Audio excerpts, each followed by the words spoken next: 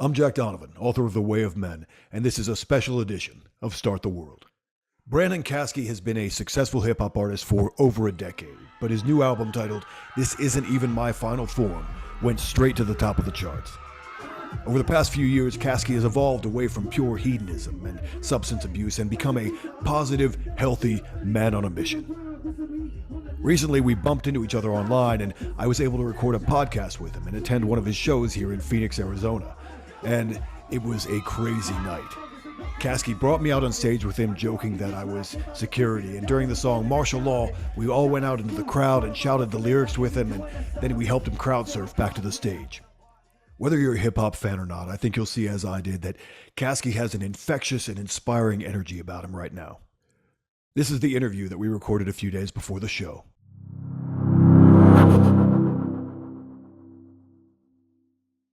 I love your energy. I'm like watching your stories and you're excited about stuff. And your new album, just, so people can listen to it, is called This Isn't Even My Final Form, which that's something I say a lot too, because I'm always changing and evolving and so forth. And but today you posted a story. I'm just going to start there. You posted, "I am a fucking spear." So that's some fucking energy. And I was like, let's just go from there. Like, where are you now and where are you heading? I am I keep telling this to my homegirls that have like just seen me evolve, and they just see where my energy is. And I just feel like I'm in the purest headspace that I've ever been, spiritually, mentally. And I just tell them I'm a fucking spear moving through the world right now. Like, I'm on this trajectory and this mission, and nobody's getting in the way of it. And if they do, I'm going right through their fucking heart. And yeah, just for the first time in my life, I've like completely rid myself of my vices and things I regret. And I just have like ultimate clarity and discipline right now. And it's something that I've never had, and I will never go back. I can't even imagine going back. That's awesome. Yeah. I mean, a lot of guys are looking for that in some way. I mean, everybody has their things that like pull them down in certain directions. And obviously, I've listened to your album as many times as I could, because we just arranged this yesterday. But I listened to it a bunch and at the gym and stuff like that. And obviously you talk a lot about, going through things in the past and things challenges that you've had. It seems like you're on a fitness trajectory right now too. Like, Yeah, I basically found like Wes Watson. He's the mentor of mine that like set me on this path. He's like a friend of mine that sent me his videos a couple of years. It took me a while to like really beat it into my head. And a friend of mine had sent me his videos on YouTube, and he texted me, "This is the guy that's going to change your life." Real simple sentence, and sent me his video. And I was like, all right, big statement, motherfucker. And I started watching these videos, and, like, through watching his content, Wes sent me down this fitness journey, but it wasn't really that much about fitness. Like, I'm not super into workout techniques and shit like that. It's not really like that. It's more of just the power of self-discipline, transforming my body into something that I'm proud of, and like how that just translates across the ether with your spirit, with your consciousness. Like, it's been the most transformative change that I've made in my life, is just getting my body. Like, I'm not even where I want to be. My vision for where it's going to be is even like bigger and more yoked, but just the amount of progress I've made, seeing that it's possible and just like living the discipline of it has been so transformative to me. And it's like, Wes's program that he gave me, it's just like, hey, here's the workouts, but we don't really talk about the workouts. It's like the mindset of why I'm working out and what my morning process and what I sacrifice for it. Like, all of those are infinitely more profound to me. So it's funny because I'm inspiring a lot of people that follow me to get on this fitness journey, but it's so not about fitness. It's like about just becoming this solid human in life, Yeah. Well, I mean, one feeds into the other a lot. And people don't really realize, if they haven't done it. I mean, I've changed myself a lot over the years, and people don't really realize how much, changing your outer, they think it's superficial to be changing your body. But when you're changing your body, you're actually changing the way the world interacts with you. Which that's a huge difference, because that changes all your interactions and everything. And also just, I mean, when you feel healthy, and you feel capable, that's really big. If you're like, oh, I could do anything. I remember when I was boxing for a while, like, when you're sparring boxing all the time, you're like, I can do anything, because you're moving so fast and you just become really, you feel really spry. Yeah, And the fact that I've made it part of my lifestyle is like literally the thing that makes me think like anything is within my grasp. Because, I'm turning 30 this year in August, and for my entire life, I've never really been in a shape. My dad was like a beast type of human, like a really big dude, and I looked to him as like something I was not and that I could not be. And like I'm just like, fuck that. I could be anything that I fucking want to be in this life. It's really empowering. Absolutely. Yeah. I mean, you just never think of yourself as a certain kind of person. And then when you start to become that person, then what else is possible? Like right now I'm messing around with, I have a bodybuilding coach, and, I tend to be heavier. You seem like you run a little thinner, and I tend to be run a little heavier. Yeah. And, the dude was at 2 weeks in, the guys are like, when is your first bodybuilding show? And I was like, whoa. I need to see myself in a Speedo before I can deal with that. Like, I don't know if I believe that. But then we got me in really good shape, and I'm like, I don't know, maybe I'm getting older. I want to do that before I die. You're a fucking savage, bro. You can do anything, bro. I looked at your page all the time. I'm like, dude, this dude's a fucking animal. Let's go, dude. Yeah, and it's fun. I mean, people always make it like, oh, I'm lifting and it's this horrible thing that I do and it's such punishment. And I'm like, that's the most fun, easy thing that I do. I don't want to do accounting, like. Yeah.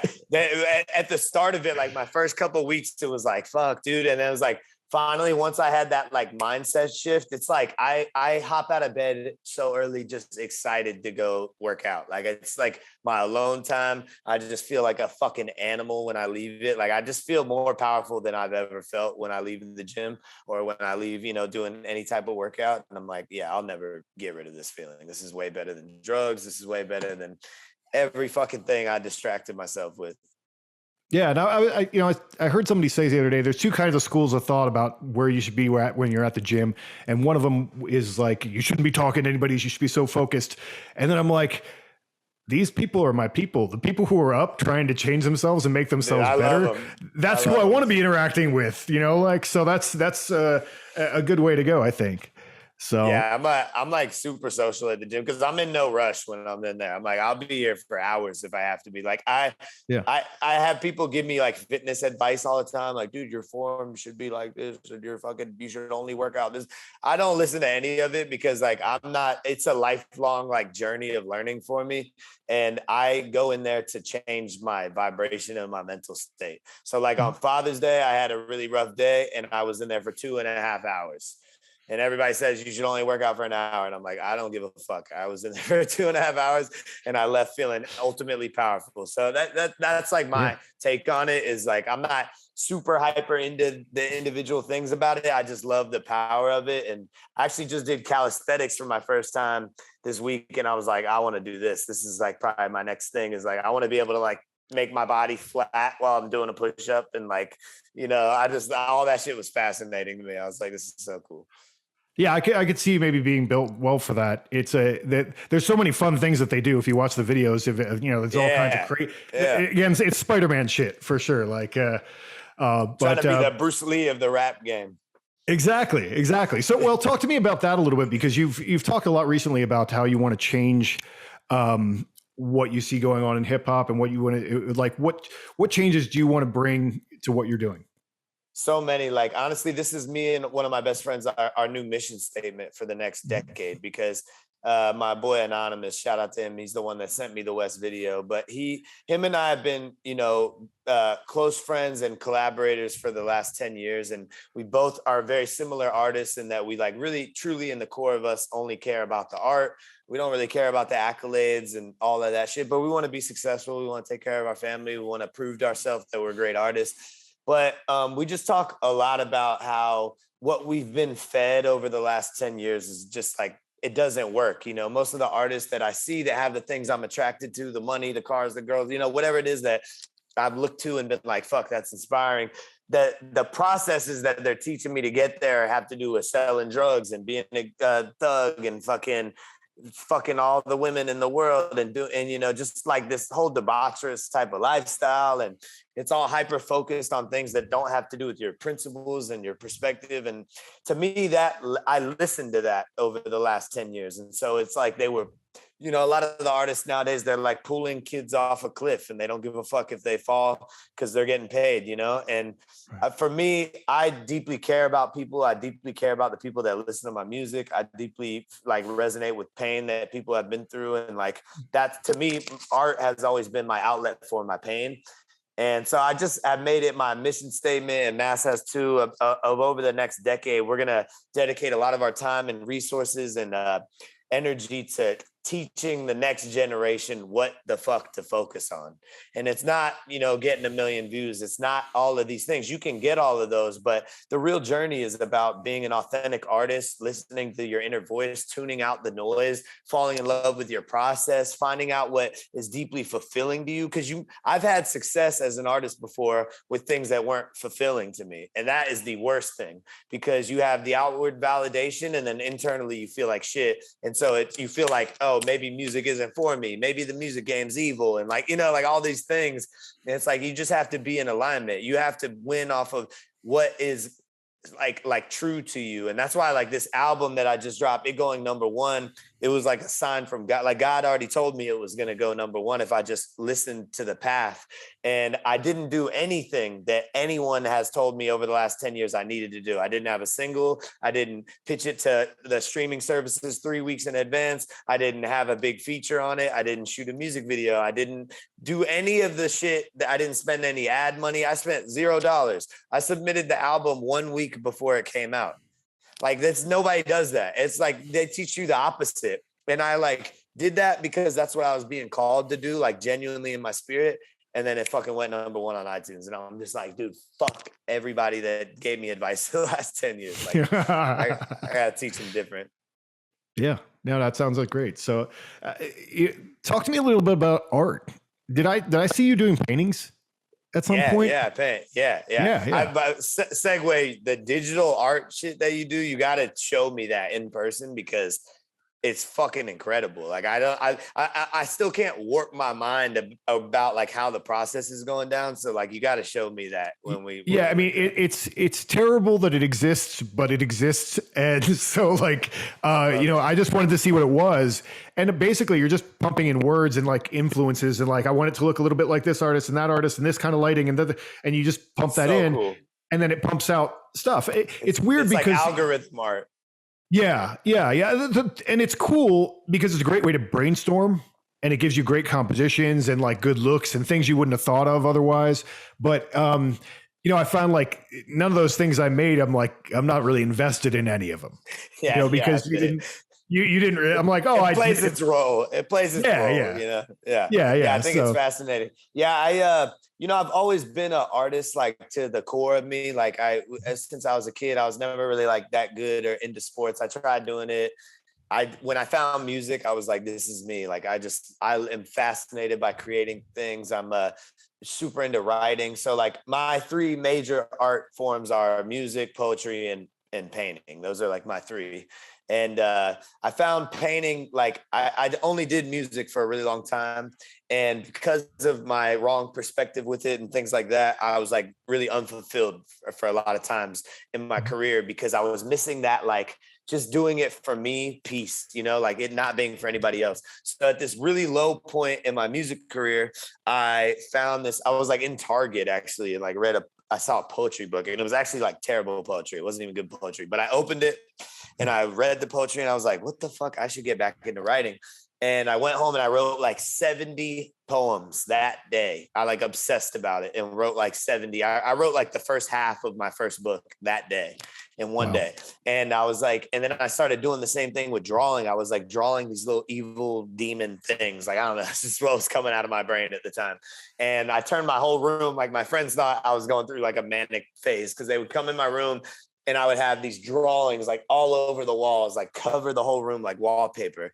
And I wasn't making music for a couple of weeks. I was just like only making art. And what it was is that I just rediscovered the like childlike exploration of something with no expectation. You know, music had become so structured, so expectation driven, so like me trying to meet expectations and win and get a hit and be relevant that I like lost the art of it. You know, I was just kind of making noise. That's like, you know, my mission with teaching these kids is like, you got to keep the creative childlike just curiosity with it. You know, I have no expectations with painting, with writing. Like, you know, it's just totally like a practice of discovery. And so now I have that with all three of those, you know, like I got that. That's why this album is special, is because I just went in there with no expectations. And I like love painting. I love writing. Like they're all just like deep parts of me. Like I'm going on a tour tomorrow for 3 months, and I'm working on 2 books while I'm on tour. And like, I haven't painted much because I've just been moving around a lot, but that's like, painting is like something I do here and there that I know when I'm like 40 or 50, I'll just dedicate my whole life to, and just be like an old painter forever. Like I see that vision. Yeah, I'm hoping I'm getting there myself, actually. Like that's because I went to school for fine art originally. And, Really? but then I was, yeah. And then I got, at that time I was just a young kid, and I didn't really know what I was doing. And I was doing kind of what you were saying with art, with rap and all that kind of stuff. It's like, I was starting to put out, stuff that was just what I would thought would be shocking, or, like that would make people like respond to it or whatever. And that's where a lot of the art world is. And now it's like, after my last book, Fire in the Dark, I'm like, I have this whole world of mythology that I've kind of put together, and I could make art about that for the rest of my life. Yes. And that's then you get that childlike passion that you were talking about back. I mean, the AI has been fun with that for me, because the guy I live with has been laughing at me. He's like, "Oh, well, you're doing AI now, so I'll see you in like 6 hours," because I've been, like, what can I make it do? Like keep changing it and changing it and changing it. And it's so exciting. And that's just kind of like an opening thing to me, kind of getting back into art and drawing and painting again, and becoming that child. Art was the thing that I found that made me want to live to be very old. Like, when I lost my dad when I was really young, in my life, in my earlier years, like to me it was really depressing. I didn't really like picture myself as an old man ever. And in the discovery of art, I was like, I'm going to live to be a fucking 150 probably. Like, I will never be satisfied with what I can do. Like, I could spend every waking second, if I didn't have to like make money and do other shit. And like, I could be totally satisfied having my family taken care of and just doing art 24/7. Like it's so interesting to me. It's incredible. Oh yeah. There's so much to do and so many different mediums, and like I wish I could clone myself and just have like versions of myself like doing all that stuff. Because I mean, like 3D art, that's a whole other thing. Like, metal sculptures and shit like that. Yeah. So much. Yeah. So we gotta make something. We'll end up making something, I feel like. Yep.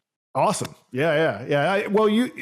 I was talking to Bronson, who you were on his podcast the other day, and he said that you're doing some kind of artist retreat or thing, something like that in the fall. I haven't really like fully announced it, so I'll be kind of elusive about it. But toward the end of the year, I'm working on putting together something for the next generation of artists. It's kind of more geared toward music, but it's honestly something that any type of artist in any medium, even if somebody is just curious about being an artist, that they could come to, because it's something I'm so fucking passionate about. And I've literally spent so much of my life in pursuit of these answers. And so it's like it's the main thing in my life that I'm like, I know I could come give you fucking 15 years worth of game and make you skip 10 years of your career just by aligning you with the right shit and the right way to focus on it and the right way to perceive it, because that's how you make really potent art. And the only shit that ever makes an impact in this world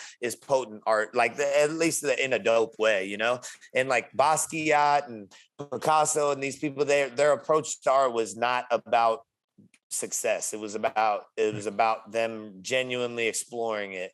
And that's just all I want for the next generation. I want there to just be like a new renaissance of art in every way. And it just comes with like, you got to wake people up. Kids they're like me. They're just looking at what's out. They want to be successful. They're broke as fuck. They're depressed. They think they're going to be fulfilled by winning in this aspect or another. And it's like, I'm going to show you guys exactly how the fuck to be fulfilled as an artist, because all of those tools are absolutely free. Like everything that I have found free, everyone can have it, Mm-hmm. Yeah. You should come to that event. And I would Oh wait, hold up. It's saying my internet connection is unstable. Oh, all right, we're good.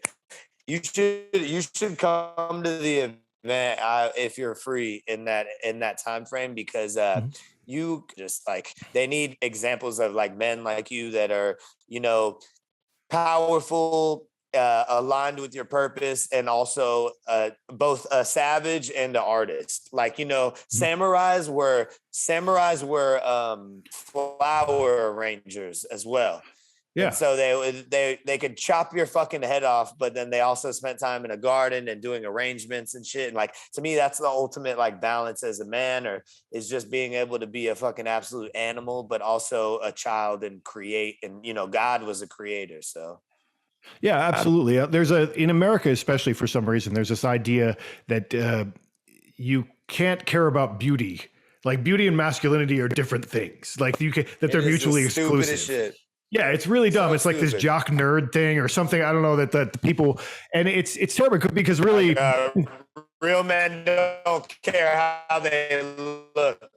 yeah. Like or like men, like men really made Real most men of the don't art care in how. all history. You know.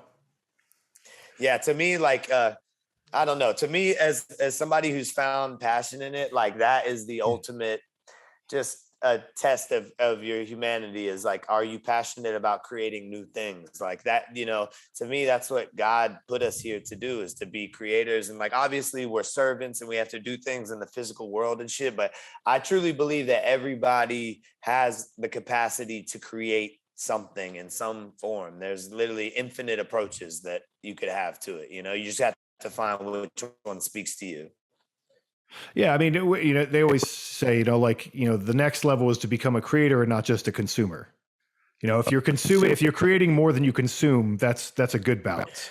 It's yeah, I literally don't even consume anything much on the internet anymore. Like I wake up, I go on the internet to post my stuff, and then I spend a lot of time responding to people that are, Mhm. fans, and I try to give as much value as I can back to them.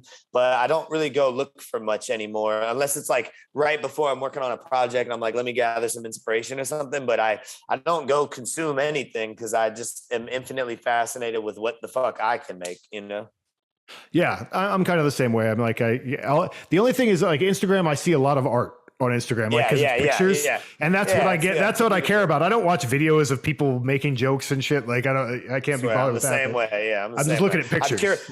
I finally curated my page to where I'm like, if it's just random shit, I don't see it. Like, I see Right. motivation from people that I really truly believe in every aspect of who they are, like you, Wes Watson, certain people like that, and then art. That's it. Right.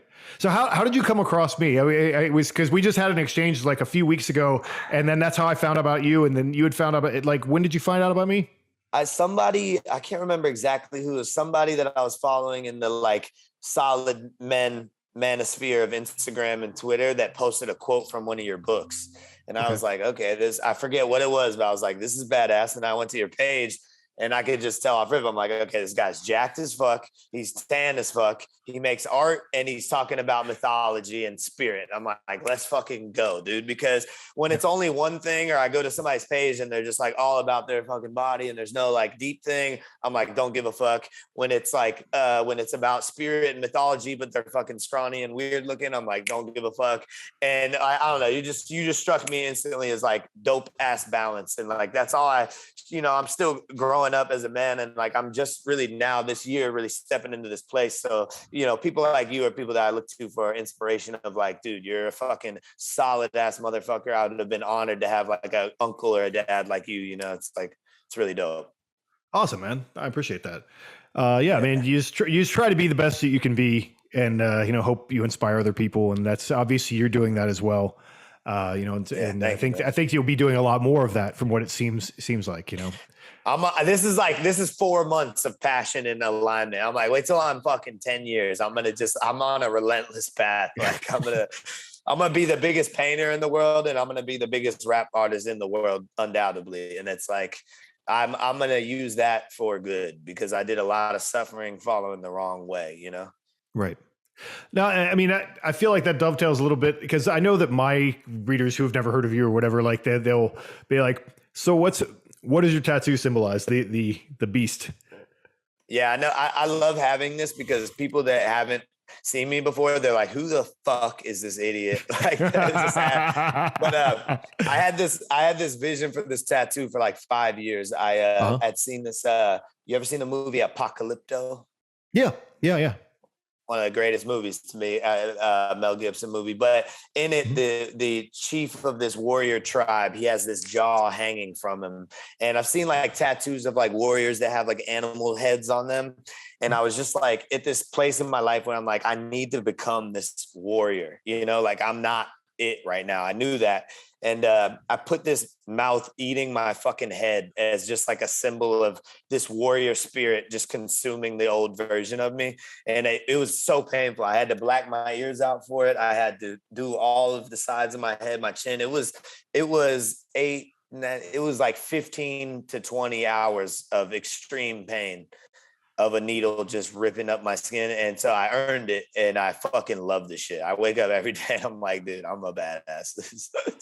No, I think it's cool. And I like that explanation makes it even cooler because there's a thing that men have to do, I think, when they initiate themselves or when they go through an initiation or they, to become a warrior, you actually have to identify in some way with this monster, because the monster is what makes you the warrior.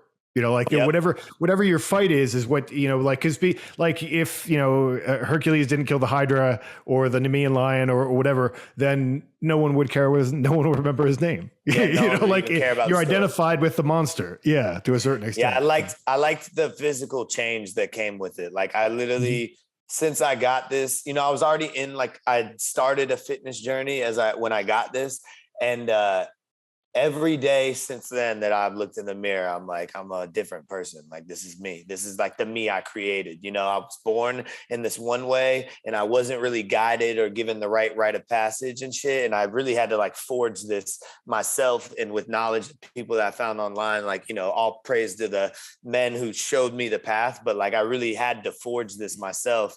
And it's just like every day I look in the mirror, I'm like, motherfucker, I made this motherfucker. This is awesome.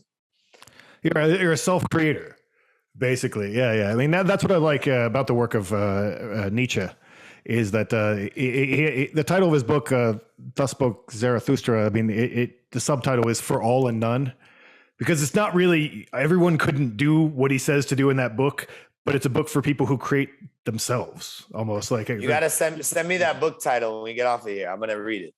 For sure. It's great. You can read it over and over again for many years. It's a weird one. Yeah. Yeah, I love books like that.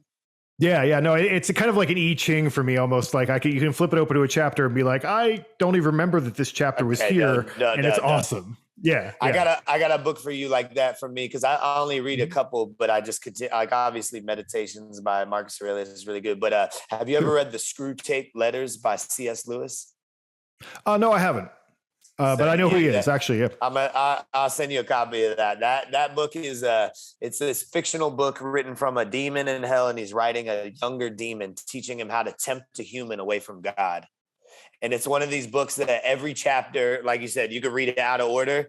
And I've reread the book 5 times, and every time I reread it, I learn something new. And I just, like, as you grow, it's like one of those books that you just understand lessons even more and more. So yeah, send me that one when we get off of this. Oh, absolutely. Absolutely. Yeah. Cool. All right. So what else you want to get into?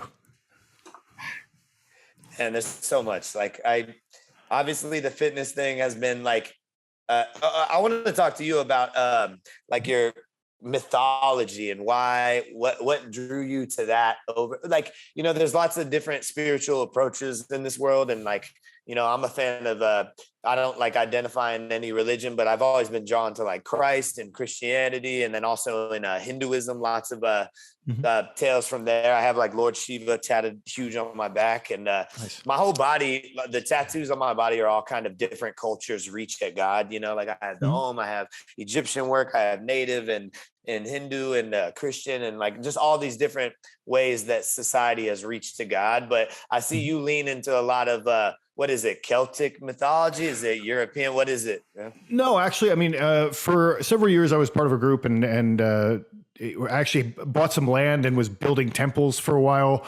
out there, and that was kind of neat. And conducting Norse pagan rituals. So like, basically I would say Viking shit.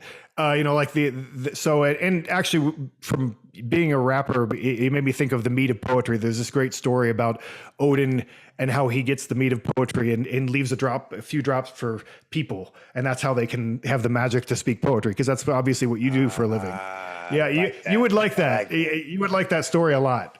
Well, it's funny because I've been talking to a homegirl of mine, and I've followed all these different like just different spiritual practices that have led me to God. But one thing I want to dive more into is like Nordic, Celtic, paganism, things like that, because that's more of where my like heritage comes from. Like I didn't know a lot about my ancestry or anything like that growing up. Like I wasn't really like taught about any of that, but I would be like real interested in diving into the spiritual practices that came from Europe, because that's like where my history is. And that's like something I haven't really dove into.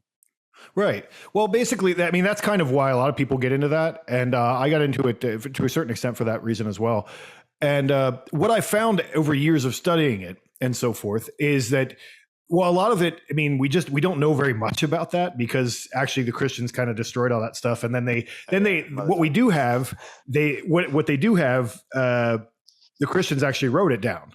So they kind of reinterpreted it in their own way. So we don't know the exact practices of a lot of that, but it's great stories, a great imagery. But then when you look at it in this bigger picture of humanity, and the threads of these ideas, and this was what my last book was about, Fire in the Dark, was that this, like Odin is a lot like Zeus, is a lot like, it goes back this train, and, like that Thor there's always a thunder god. There's always basically the god of the storm and the lightning that is basically the fury of heaven. There's always something like that.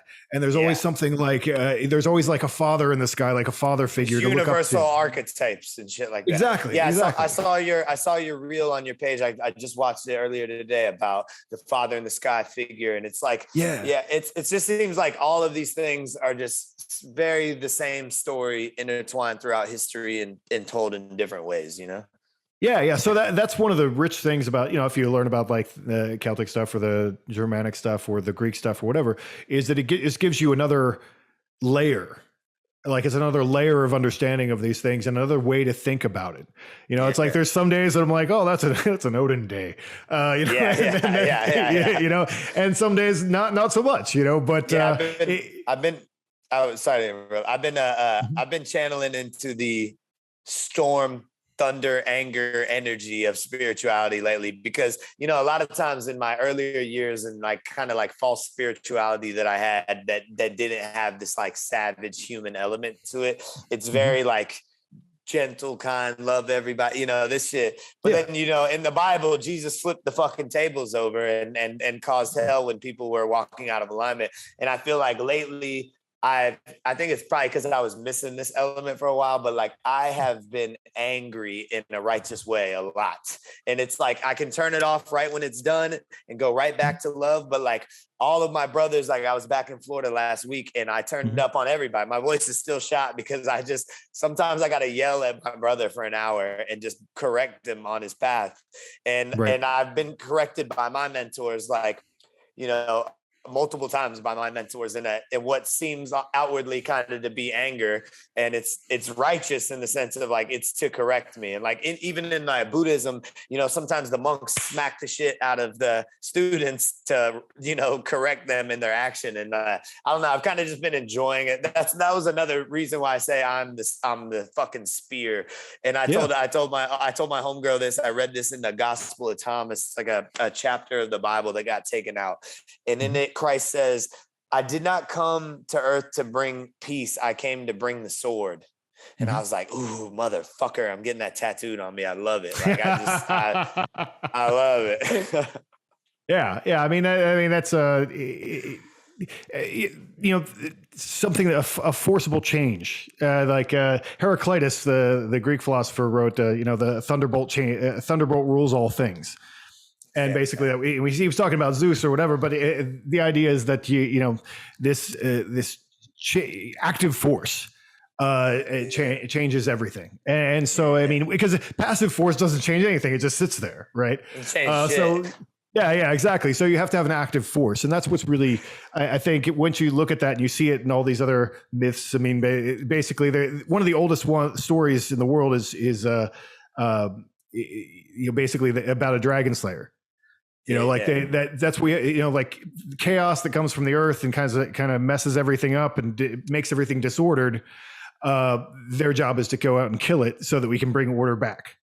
I love it. Yeah, there was this Tibetan story about Buddhists and a Tibetan king or ruler was, I'm probably butchering this so bad, but he was preparing his army to fight. And they said his soldiers were speaking to him and they were like, I thought like we were here to be peaceful. Isn't this going against the Tao? And he said, no, the enemy's gone against the Tao. And now it's our job to correct it. And I was like, motherfucker. I love my whole right leg and shit is like the last piece of skin I got left. It's going all toward these war mythologies and like just this like spirit of like righteous war. I don't know. I love it. Yeah, it's just one of these. The oldest symbols is basically like that thunderbolt, and you see it in like Shiva has a version of it, and Indra has a version of it, and obviously Zeus and all this thing. They hold this thunderbolt, and that's what changes, everything. It's got a Vajra in the Vedic stuff, but it's interesting, how that kind of symbolism, and that's to bring that back. And another thing that's interesting about all that is that when we talk about justice and what is right. All of that comes, it always is about making a straight line. And that's what the word for king, like the rex word that they use for king, Latin, that actually comes from a root that means to right. Like, when you're putting everything straight in a straight line, so many of these things actually are about like making things straight again. So, and when they're out of conclusion, and you have to do that with yourself too. Yep. I mean, that's, like bring everything into alignment. Yep. That's like discipline and kind of just disciplining yourself is like, I need to correct myself. Like I've made my life very void of pleasures lately. And I've stripped everything that like my brain wants to go to for comfort. Like even in the last 2 weeks, like I got out of a relationship that I was in for 3 years and, I've just been in this like painful state and I've been still walking the path, haven't deviated. And I was sleeping in my brother's house for the last 2 weeks while I worked on the album, and I purposely slept on the floor just to make it an extra step harder. And I just like, I don't know. I've taken a lot of pleasure in not being pleased lately and like just straightening myself because I just was unstraightened for so many years. And, I even took a vow of celibacy for the rest of the year. I haven't even told anybody that, but it's already been a thing in my mind. And because to me, it was like my biggest vice, my biggest comfort, my biggest pleasure chase, the thing that made me the least honorable person. And I'm like, cool, I will strip it all for the rest of the year and then decide where I go from there. Yeah. I mean, it's good to take a break from things and like, find your balance again. And especially if you're on such a path right now of doing of purpose-driven thing, that can be a big distraction. Yeah. I wasted a lot of years. I wasted a lot of years in my career just being like, holy shit, there's so many women. Like, this is great. Total waste of my energy. But, all things for a reason. Like, I think I went through those things just to give myself another layer of things I can help kids correct, and like, I truly have like just stripped myself of all of those needs. And like, I can, because I have none of them, I can speak to everybody very potently and they feel it. All of my brothers, when I'm back in Florida and I'm telling them what they got to fix, they all are just like, fuck, I can feel the truth in you, it's like, because I'm not being a hypocrite, Yeah. Well, I mean, that's super important to have the integrity of that. And also it's most people know what they're doing wrong. Oh yeah. When I fucking look at them, when I look at my brothers in their eye, they like confess it to me. I'm like, yeah, motherfucker, we fucking know. All of us know deep down what it is that we're failing with. And sometimes you just need a brother or a friend or a complete stranger to look you in your face and point it out to you again so that you can be like, fuck, I'm convincing myself that this isn't it. And it's definitely it, Yeah, exactly. Sometimes people just want permission to do the right thing. Or the wrong thing. Yeah. Exactly. Well, that too. Yeah. Yeah, I haven't been giving anybody any slack. The second they come to me and ask for it, I'm like, all right, motherfucker, you asked, here it goes. You know, it's like I was doing a podcast with these kids the other day in St. Pete, and I wasn't coming at them in any way. I'm just speaking my truth. And the kid giving a podcast is like, dude, fuck. I'm like having trouble even looking at you right now because like it's making me just acknowledge all the things that I have to correct. And to me, that's like been my biggest motivation for like truly giving up everything and like walking the path is like, I need to be able to speak in a way that people will listen, and like, whatever your weakness is their way out. Wes always says that. And, I have family members that still struggle with drug addiction and things like that. And, in the past I've tried to correct them, and it's like, they're like, well, you're a sex addict, or you smoke weed, or all these things. And like, now it's like, okay, well, I've proven that I gave all those up. So what's up now? Are you going to well, yeah, I mean, fucking spear. I like that. I mean, that's a good way to start a day. It was like 5 a.m. or something. You're like, I'm a fucking spear. I love it. Yeah, man. So you're getting ready for your big tour, which like I guess you're leaving tomorrow, I would imagine. Tomorrow, yeah. Yep, 3 months. That's my next test. I feel like working on the album, God handed me like lots of tests to be like, are you ready? Are you worthy? It's like he told me to work on this album for the week and a half that I did. And it was like literally every fucking day I had some sort of like big life altering event happen. Like every day, personal life, relationship, Father's Day, just like all sorts of shit. And I just kept walking the path, and I found like more and more strength through it. And like, I proved myself worthy. And then this is like my round 2 is like next level is like, okay, can you go on tour for 3 months with multiple friends that all drink, smoke, party, and there's women throwing themselves at you every day? Can you walk the path now? And I'm like, ooh, motherfucker, I know I can, but goddamn. I know I can, though. I know I can. Like I'm actually walking into this one with full confidence. And like, it's honestly funny hearing not even like a purposeful doubt from my friends, but they're just like, dude, there ain't no way. Like, what the fuck? And I'm like, watch, I'm a fucking spear. Yeah. That's awesome. I think that's going to be the title of the podcast. I'm pretty sure. Yeah, I like that. I got to get that tattooed too. You should. I'm getting you should. on the back of my leg. I didn't come to bring peace. I came to bring the sword. And then on the front of my leg, I'm just gonna get, I'm a fucking spear. Nice. I like that. Cool. Yeah, man. I look forward to Phoenix, man. You got to come and we should like come a couple hours before the show and shit. I'd love to pick your brain some more and just it's whenever I run into somebody in this life that I'm like kindred spirit to me, I'm like, yep, can't wait to fucking just level up through this conversation. I've just learned so much in clarity, and I got a new direction I want to head down with like my spiritual path, things I want to learn about and shit. And like, I really value that. Awesome, man. I'll definitely come out and we'll hang out a little bit, and then I'll get you those titles of those books and stuff too. Yeah, you'll get to see me in my element too, which is on stage. Like, man, I fucking ripped that shit to pieces. Like, I can't. That sounds so exciting. I mean, as someone who's I've given some speeches and done some stuff and whatever, and there's a lot of preparation. But I guess as an artist, you.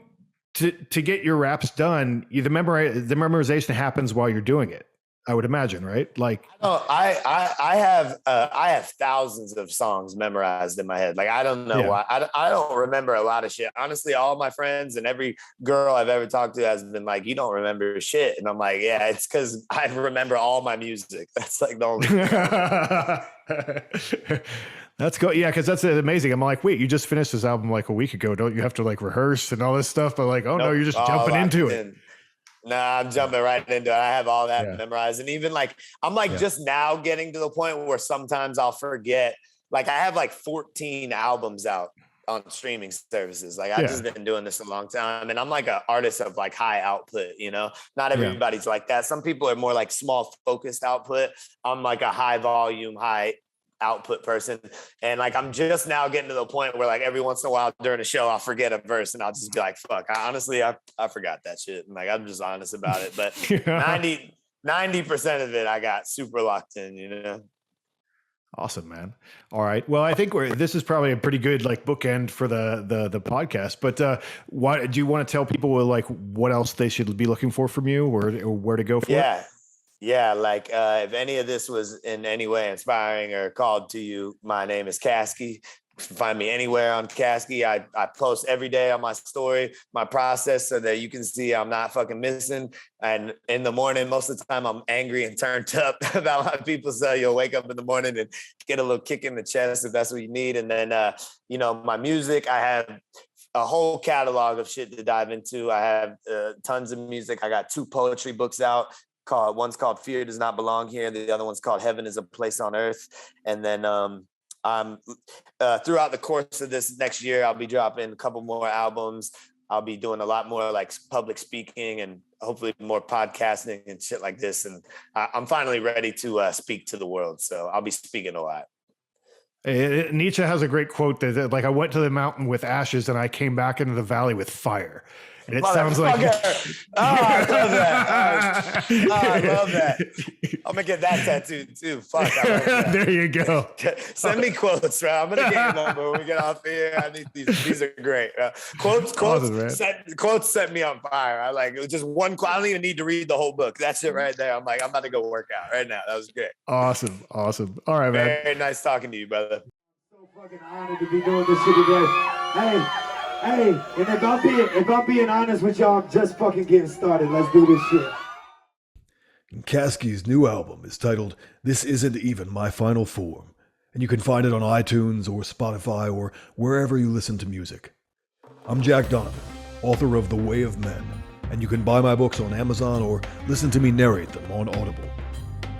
Hit the subscribe button below for more of my content and follow me on Instagram at StartTheWorld and on Twitter at PH2T3R. This has been a special edition of Start the World.